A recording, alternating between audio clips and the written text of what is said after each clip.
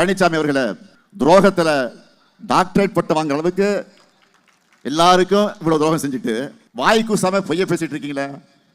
ஆமாம் சாமி போடுகிற முரட்டு அடிமையா வாய்ச்சிருக்கக்கூடியவர் தான் இந்த அடிமை சாமி.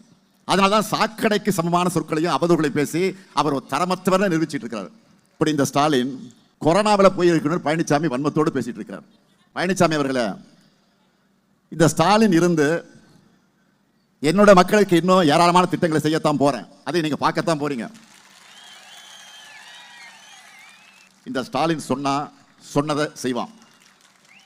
நான் கலைஞருடைய மகன், சொன்னதை மறக்க மாட்டேன், மறுக்க மாட்டேன். ஆனா பாஜகவுடைய கிளைக்கழக செயலாளராக இருக்கிற பழனிசாமி அவர்களால் இப்படி ஏதாவது சாதனைகளை சொல்லி கொடுத்து வாக்கு கேட்க முடியுமா? எங்கேயாவது சாதனைகளை சொல்லி பார்த்திருக்கீங்களா? எங்கேயாவது கொள்கைகளை பற்றி பேசி பார்த்திருக்கீங்களா? எங்கேயாவது மாநில உரிமைகளுக்கு பழனிசாமி குரல் கொடுத்ததை பார்த்திருக்கீங்களா? நிச்சயம் பார்த்திருக்க மாட்டீங்க. ஏன்னா பாதம் தாங்கி பழனிசாமி கிட்ட கொள்கைகளும் இல்லை, சாதனைகளும் இல்லை. அதனால்தான் சாக்கடைக்கு சமமான சொற்களையும் அவதூறுகளை பேசி அவர் ஒரு தரமற்றவரை நிரூபிச்சிட்டு இருக்கிறார். என்டிஏ என பெயரிடற தமிழ்நாட்டுக்குள்ள பின்வாசல் வழியாக கொண்டு வரதுக்கு தேர்ந்தெடுக்கப்பட்டிருக்கக்கூடிய முதன்மை அடிமைதான் பழனிசாமி. அவர் பழனிசாமி இல்ல, ஆமாம் சாமி, அடிமை சாமி.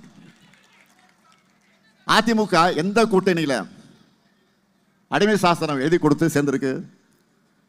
அன்னை தமிழுக்கும் தமிழத்துக்கும் தமிழ்நாட்டுக்கும் துரோகம் செய்கிற என்டிஏ கூட்டணியில் சேர்ந்திருக்கு. அந்த கூட்டணி டெல்லியில் வச்சு முடிவு செய்யப்பட்ட கூட்டணி எல்லாருக்கும் தெரியும். ஊழல்வாதிகளும் தேர்ந்த துரோகிகளும் காவி கும்பலை தோல்ல சுமந்துக்கிட்டு வராங்க. நேற்றுக்கு கூட பாஜகவில் இருக்கிற ஒன்றிய இணையமைச்சர் ராம்தாஸ் அத்வாலே அவர்கள் என்ன சொல்லி இருக்கிறாரு? தமிழ்நாட்டில் என்டிஏ கூட்டணி ஆட்சியை அமைப்போன்னு பேசியிருக்கிறார். அடிமை சாமியான பழனிசாமி இதுக்கு ஏதாவது பதில் சொன்னாரா? என்ன சொல்வார்? ஒன்றும் சொல்ல. ஆமாம் சாமி போடுகிற முரட்டு அடிமையா வாய்ச்சிருக்கக்கூடியவர் தான் இந்த அடிமை சாமி. அடுத்தடுத்த துரோகங்களுக்கு அவங்க வச்சிருக்கக்கூடிய பேர் தான் என்டிஏ கூட்டணி. பழனிசாமிக்கு உண்மையிலேயே தமிழ்நாட்டு மேல அக்கறை இருந்தா தர்மேந்திரா பிரதான் தொடங்கி அமித்ஷா மோடி வரைக்கும் மேடையில் உட்கார வச்சு இது தமிழ்நாடு, இங்க பேரறிஞர் அண்ணா வகுத்து கொடுத்தா இருமொழி கொள்கை மட்டும்தான் இருக்கும் அப்படின்னு ஆணித்தரமா பேச முடியுமா அவரால்? ஒரு அடிமையான ஓனரை எதிர்த்து பேச முடியாது. பிரதமர் மோடி அவர்களை பார்த்து தமிழ்நாட்டுக்கு வரும்போதெல்லாம் வணக்கம், நன்றி, அதை மட்டும் சொல்லி தமிழ் பேச முடியும்னு வருத்தப்படுறதா சொல்றீங்களே. பிறகு ஏன் தமிழை விட சமஸ்கிருதத்துக்கு 17 மடங்கு அதிகமாக நிதி வழங்குகிறீங்கன்னு கேள்வி கேட்பாரா இந்த அடிமை பழனிசாமி? அமித்ஷா அவர்களை பார்த்து சமஸ்கிருதம் தான் அனைத்துக்கு மூலமொழின்னு நீங்க சொல்றது தவறுன்னு பழனிசாமியில வாதிட முடியுமா? அதுக்கான முதுகெலும்பு பழனிசாமிக்கு இருக்கா? அவரை சும்மா ஒன்றும் ஆமாசாமி அடிமை சாமி சொல்லல. எதுக்கெல்லாம் ஆமாசாமி போடுறாரு? குடியுரிமை திருத்த சட்டம். அவர் நினைச்சிருந்தா அவங்க எம்பிக்கள் ஆதரிக்காம தடுத்திருக்க முடியும். ஆனால் ஆமாம் சாமி போட்டு இஸ்லாமியர்களுக்கு துரோகம் செஞ்சார். அதே போல வக்ஃப் போர்டு திருத்தம், அந்த திருத்த சட்டத்தை ஆதரித்து சிறுபான்மையினருக்கு துரோகம் செஞ்சார் அடிமைசாமி. அடுத்து கிறிஸ்தவர்களுக்கு எதிராக FCRA சட்டம் கொண்டு வர போறாங்க. கூட்டணியில் இருக்கிற பழனிசாமி தேர்தலுக்காவது அதை எதிர்த்து பேசி இருக்கிறாரா? அடுத்து நீட் தேர்வை பற்றி பேசுறார். நீட் தீர்மானத்தை ஒன்றிய அரசு தான் நிறுத்தி வச்சிருக்குன்னு எல்லாருக்கும் நினைச்சுக்கிட்டு இருந்தோம். ஆனா அதை ஒன்றிய அரசு திருப்பி அனுப்புனதையே கிட்டத்தட்ட 2 வருஷமா மறைச்சு வச்சவர் தான் பழனிசாமி.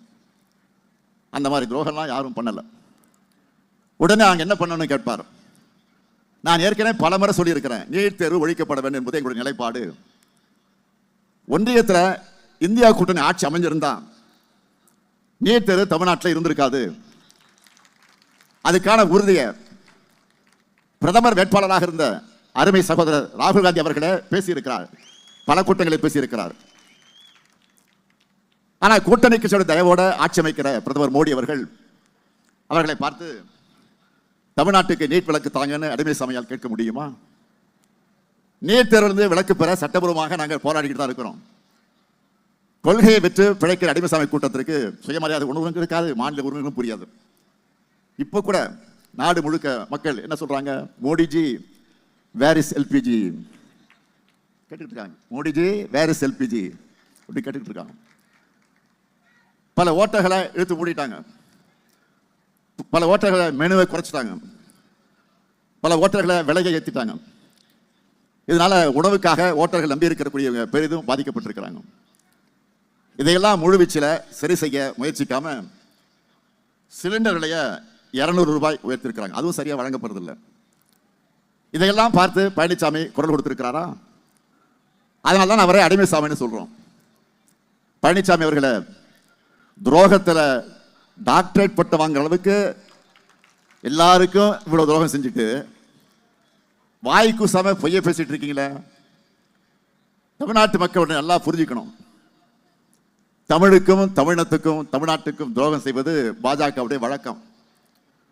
அதுக்கு துணை போறதுதான் அதிமுகவுடைய பழக்கம். இவங்களோட அத்தனை துரோகனை கடந்துதான் நம்ம திட்டங்களை எல்லாம் செயல்படுத்திக்கிட்டு இருக்கிறோம்.